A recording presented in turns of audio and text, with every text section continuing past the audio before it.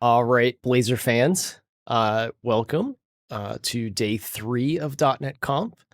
And like I said, that's a tough act to follow, but I'm excited to show you some really cool features that are part of ASP.NET Core.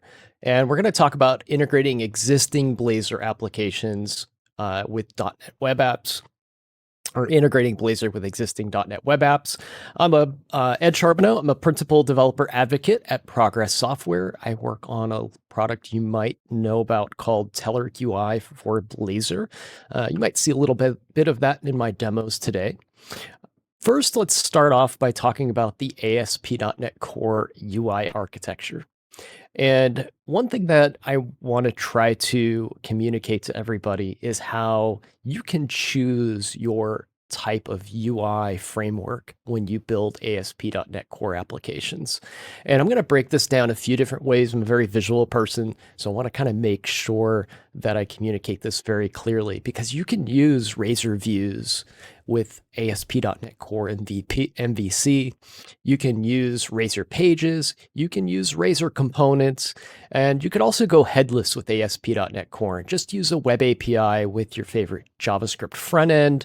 Maybe you're already using one of those technologies like React, Angular, Vue, something like that, with your ASP.NET Core application. And, you kind of have these choices when you think about ASP.NET Core. But when I think about it, it's, not a choice of one of these things. They are all built into ASP.NET Core, and you can choose one or many of these things. And you could have potentially all of them if you really wanted to. And this is a really nice integration point. I'm going to try to stay away from saying the word migration, because it is all part of ASP.NET Core, and we're not really migrating anywhere when we talk about this subject, but rather just integrating different parts of the .NET framework with our application. When we get further down the line here into the headless part of the conversation and talk about Angular and React, maybe we are migrating from one of those front-end frameworks back into ASP.NET Core proper. But for all intents and purposes, we're just transitioning a little bit. We're not really migrating anything. And one of the things that makes this all possible with ASP.NET Core is the fact that it is very modular. And one of the things that came with ASP.NET Core is this web application build pipeline. And with this pipeline, we can plug in different pieces of middleware and get different effects from our ASP.NET Core application. So in our typical app, we might set up a web API controller. Then we inject our Razor View system into the application, and then do some configuration to map routing to controllers and whatnot. And this gives us that modular system here where we can kind of just go shopping for the things that we want to add to our application. And maybe we want to add some Razor Pages or MVC views, and then bind those things all together with a build operation, and then again, add our routing. And this gives us that ability of choice. And that means we can plug any of these puzzle pieces in and then add on the routing for our application as well. So I talked a bit about adding different UI frameworks here. We also have some different concepts of routing in MVC Core. And those pieces of routing are actually compatible with each other as well. So we could map to web API controllers. We could map to Razor views. We could map to a Blazor hub and do some SignalR on the back end with some Blazor server-side code. Or maybe we can use the newer terminology that was added in ASP.NET Core 8 that Dan and Steve talked about yesterday with the map RazorComponents routing, where we can either choose between the Blazor WebAssembly or Blazor server within the same application, do some automatic transitioning between those two modes as well.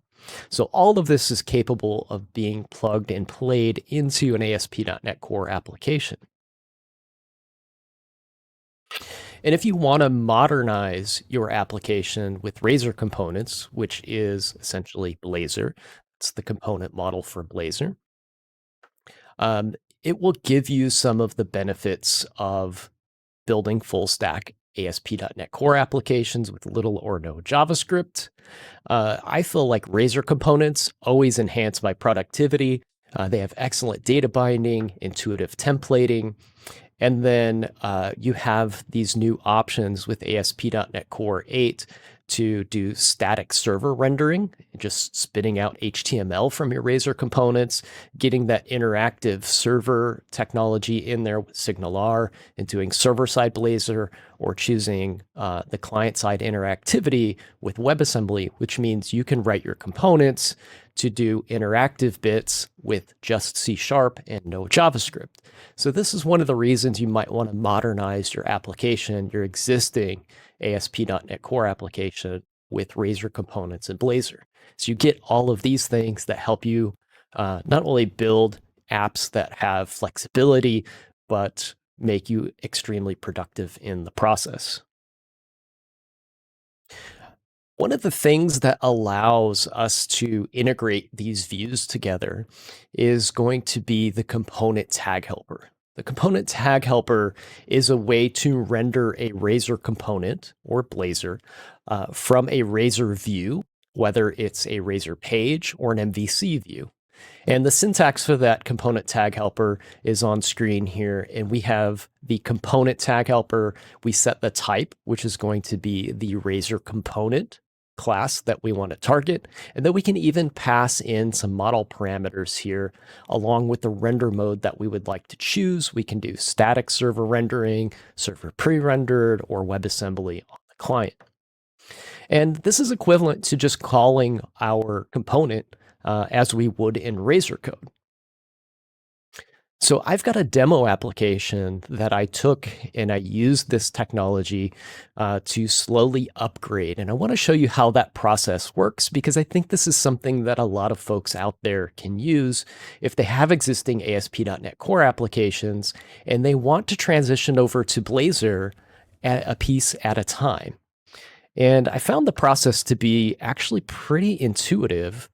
And one of the things that we want to start looking at is the application itself. So I'm going to switch over to the browser here and show you the app that's running in Visual Studio right now. Now, this is an application that our engineers over at Progress created, and it is the demo application for Telerik UI for ASP.NET Core. This is a demo app that we've had for quite some time. It's one of those eShop examples with the full backend database, all of those things. And it was built in ASP.NET MVC before Core was released, and then it was migrated up to ASP.NET Core. So it has a lot of HTML helpers, very real world application in the sense that these are the things that I know you folks out there are building, maintaining, and wanting to bring forward into some of these newer technologies. So in this app, it's a storefront. We can scroll through and drill down into different categories of product. We can select these products, choose sizes, add them to carts and favorites, and just we have that full shopping experience here in the app. Now, you can't tell as an end user as I went through the application and worked through some of the selections and the cart process there, but it is integrating ASP.NET Core MVC and Razor components all within those views without the end user having any knowledge of that. And that's because that seamless technology is at work there, where I can kind of pick the pieces that I want along the way. So let's dive into what the application entails. And inside of here, you will see that we have some different folders in here. We have some Razor views. We also have a components folder with some items that I've transitioned over. I have web controllers that are providing web API access to the front end. This is a full stack ASP.NET application. So let's dive in a little bit to the process of how this app gets transitioned over to use RazorComponents. So one of the first things that you'll need to do is select the type of component or UI front end that you want to use. And again, this is a piecemeal thing that I can just add in ad hoc. And in this case, I want to add RazorComponents. So you'll see in Builder Services line 13, I've added RazorComponents, and I want the interactive server components. Line 15 is a debugging line here. I just want to add the circuit options to show any detailed errors. If something fails on the JavaScript side or the client side of things, I can get some information about what went wrong in that SignalR circuit. On item number 3, or line 80 here, you can see I'm mapping the Blazor hub. Now, this is going to allow the server to map the resources for Blazor server side. So the underscore framework, Blazor server.js file, things like that are getting mapped through that Blazor hub there. You'll see on line 81, I've got map RazorComponents with the type app and add interactive server mode. Now this one's commented out. This is the newer way of writing the same thing as the line above. But the way that map RazorComponents works, it targets a Razor component.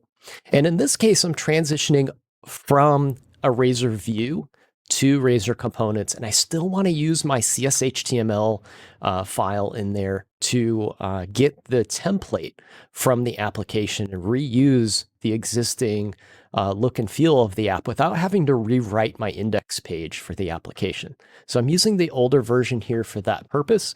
It allows me to serve up that CSHTML file. And then we need to map back to a controller to serve up that Blazor content if all of the other routing fails.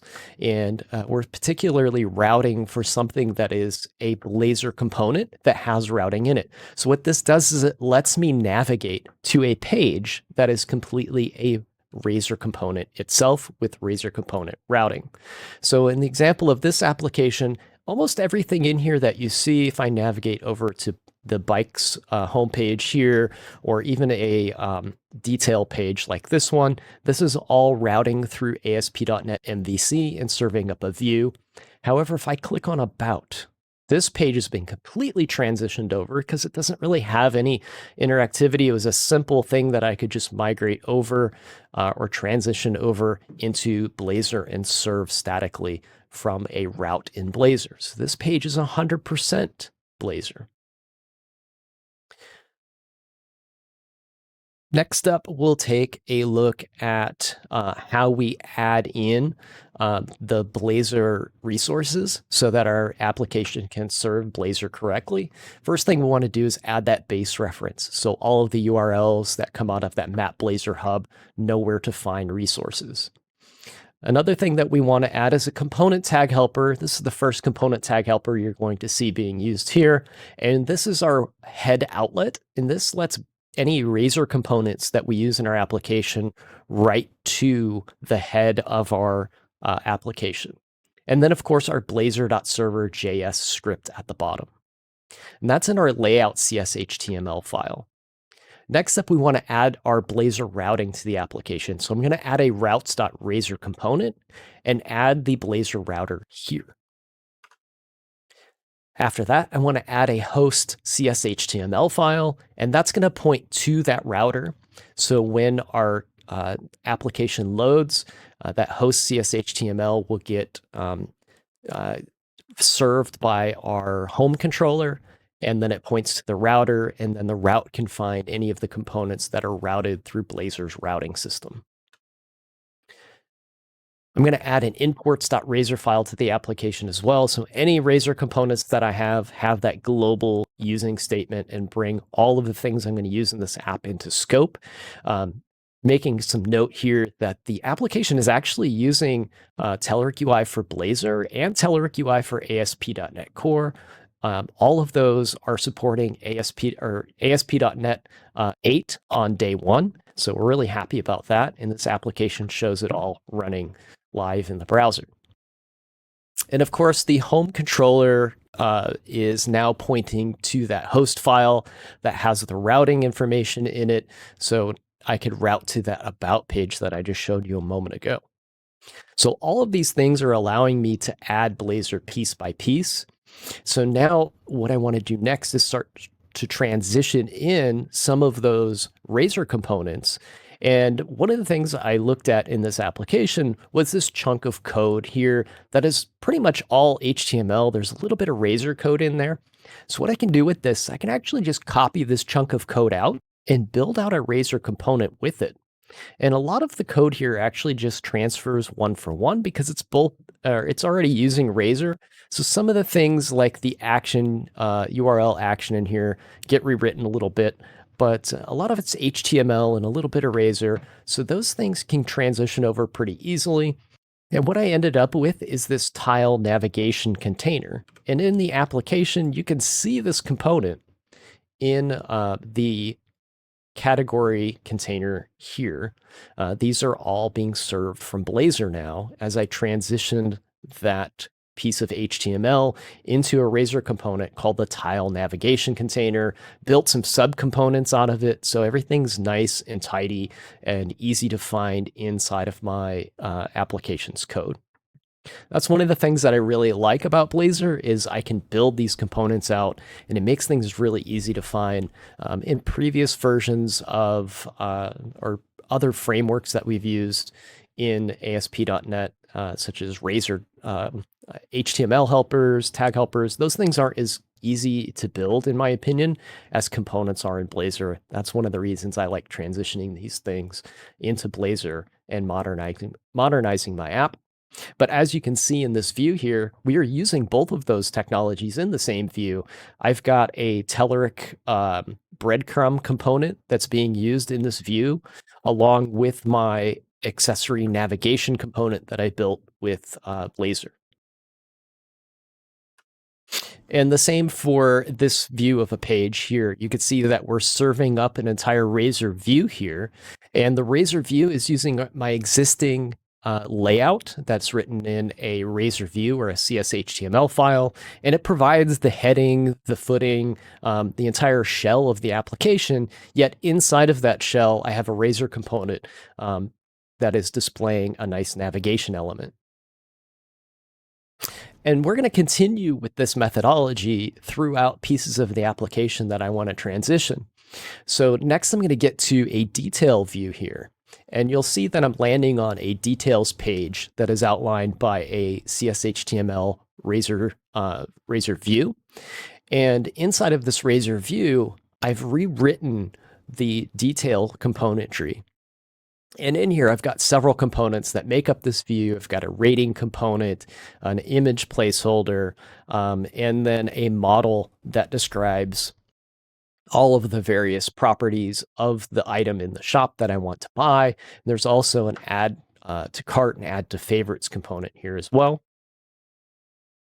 And what I'm going to do with this piece here is break all of these down, but I still have the need here to kind of interop with existing pieces of the application.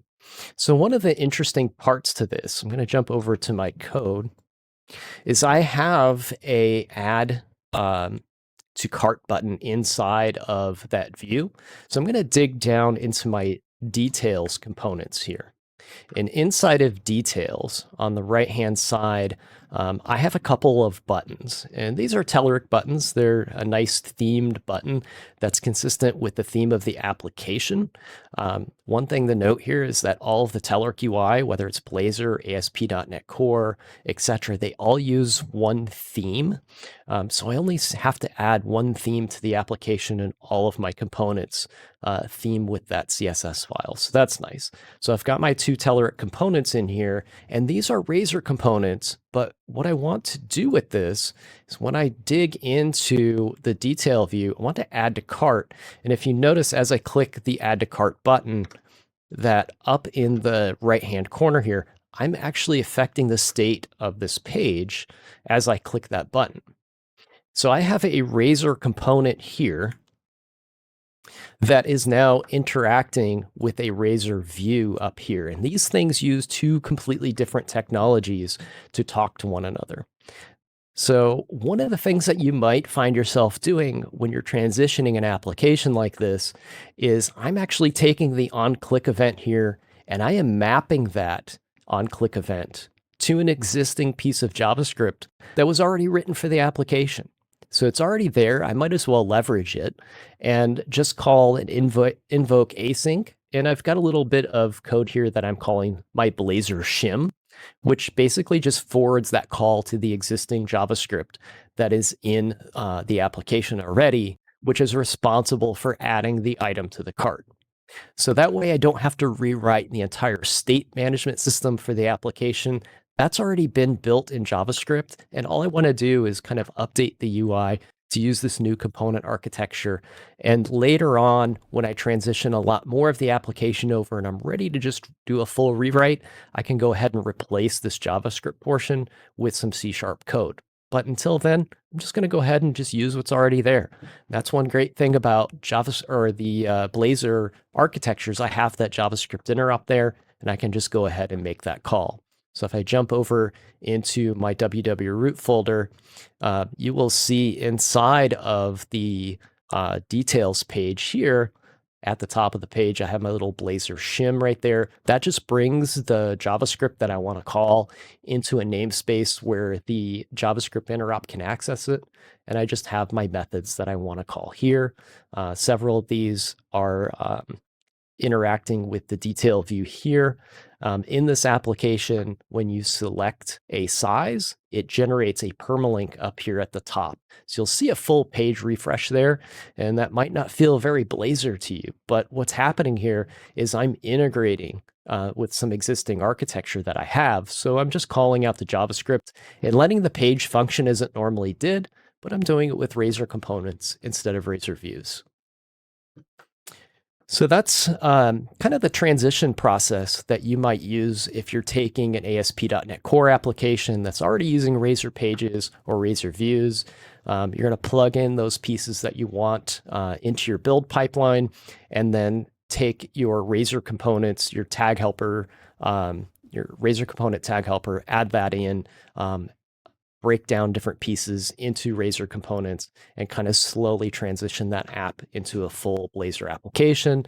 Once you finally have everything over to Blazor, if that's where you want to go with it, you can start adding in some of the newer things with Blazor, like the static server rendering and auto server and WebAssembly modes that are offered there.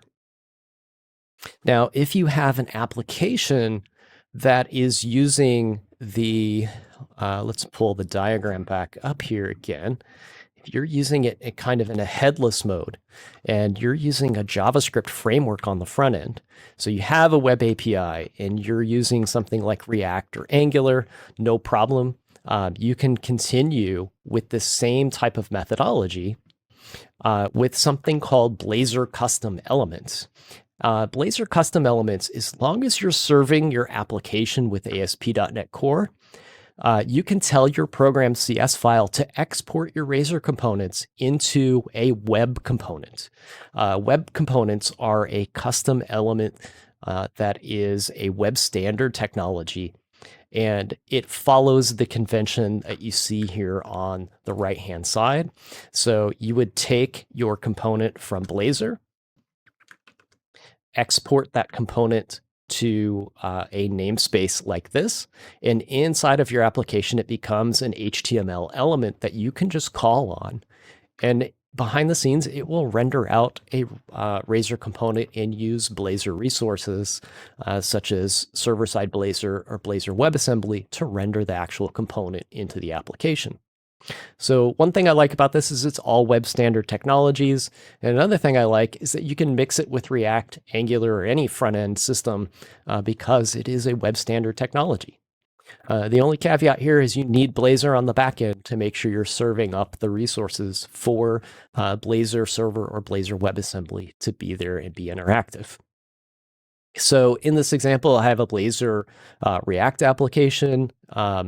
And for the sample code that I have, I used the file new project experience in Visual Studio to generate a React application with a ASP.NET Core host. And once you have that built out, you can register any of your custom elements using the register custom element API. And then inside of the React application, you can call on that component inside of a JSX file. So we'll go ahead and jump over to Visual Studio here really quick because I've only got about 5 minutes left here, but I want to show you this running in the browser. It's more than just a kind of proof of concept. You can actually do this pretty quickly with the tools that are provided in Visual Studio. So you'll see my web API host is up and running. I have the weather data here, and I can also jump into my application. This is a React application. And inside of their React application, I'm displaying a Razor component.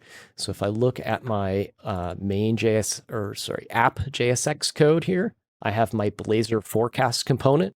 That component is actually in the server project. And it is actually using Blazor server here and getting an interface directly from the server and calling it directly there. So I actually don't even need the web API portion if I want to do Blazor server here. That component is registered in program CS right here under register element, Blazor forecast. And then this is the name of the element that I want to create. And if you think that's cool, you can use that with Angular as well. And if you have a web forms application, this technology can be used to migrate that application into ASP.NET Core and Blazor as well. So if you use the .NET migration tool, you can set up a application that will migrate your web forms application into .NET Core. In this process, it will set up a YARP proxy, and you can use something called System Web Adapters, which is a framework that helps you build these bridges between ASP.NET Core full framework and ASP.NET Core. And you can actually use this register custom element on your ASP.NET Core app and build a Razor component and have that available in your web forms application and render them inside of the web forms application, because web forms applications use web standard technology because they run in the browser. And one thing they said that was great about these custom components is they rely on web standard technology to make them available to the HTML page. So you can transition your Blazor apps into web forms that way as well. And if any of that stuff is interesting to you, I've written a quick blog post summarizing all of the links, the resources that you will need for any one part of that demo that I gave, whether you want to see the ASP.NET MVC and RazorComponents integration, the the React and RazorComponents, or the Angular RazorComponents, or even the Web Forms RazorComponents. All of those are linked from that website blog post there. And if you're interested in seeing what we're doing with Telerik UI for Blazor with our day 0 support for ASP.NET 8, I invite you to jump onto our blog post at that shortened URL and look at what we're doing to support ASP.NET 8. With that said, make sure you go get the bits. And I think I'm right up against time here, so I'm going to let the host jump back in. Wonderful. Thank you so much. Welcome back, Maddie. That was great. I love that you're asking everyone to download .NET. That's what I want to hear. Of course. Download the new bits. Pop open your Visual Studio installer and just hit update all. That's what I did. Yeah, exactly. Nailed it. We'll take one question maybe. What about, okay, is there a similar integration for web forms based projects? And this came in about 10 minutes ago. So. Oh, okay. Yep. I will jump the slides back to my blog post here. You can find a link to this demo. This was something that actually the ASP.NET Core team put together, and it's underneath of the On the blog post there, you'll see system web adapters is what makes that magic happen. So just jump onto the blog post and search for that section of it. It'll take you right there. Awesome. Thank you so much, Ed.